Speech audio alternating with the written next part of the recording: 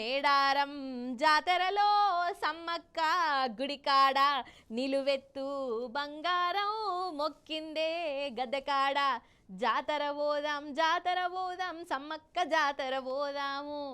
అర్థమైంది కదా నొల్ల? ఇప్పుడు నేను ఏ ముచ్చట చెప్తున్నానో అది. మేడారం కాడికే పోదాం పాండ్రి. అసలు ఏం జనాలు తొవ్వలన్నీ మేడారానికే పోతున్నాయోల్లా. అగ చూడుర్రి జాతర.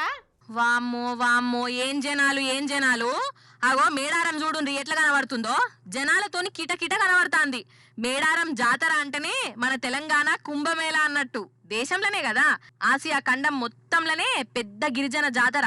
అడవి దేవతలకు నిలువెత్తు బంగారం పెట్టి మొక్కులు తీర్చుకునేందుకు లక్షల మంది వస్తారు.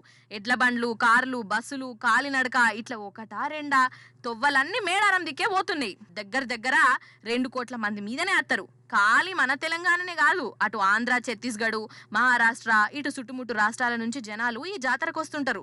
అసలైతే జాతర చాలు కాకముందే లక్షల మంది వచ్చి మొక్కుకుంటుర్రు.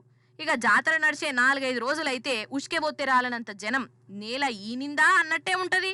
బుజారం నాడు కన్నెపల్లి నుంచి సారలమ్మను, అటు కొండాయి నుంచి గోవిందరాజులను పూజారులు తీసుకొచ్చి గద్దె మీద నిల్చోబెడతారు. ఇక సెకండ్ రోజు సమ్మక్కను శిల్కలగుట్ట నుంచి తీసుకొచ్చి గద్దె మీద పెడతారు. ఇక సమ్మక్క గద్దె మీదకి వచ్చేటప్పుడు చూడాలే, అసలు 2 కళ్ళు చాలేయోల్లా. పోలీసులు గాళ్లకు కాల్పులు జరిపి అమ్మవారికి స్వాగతాలు చెప్తారు. ఇక జనాలు శిగమూగుతుంటారు.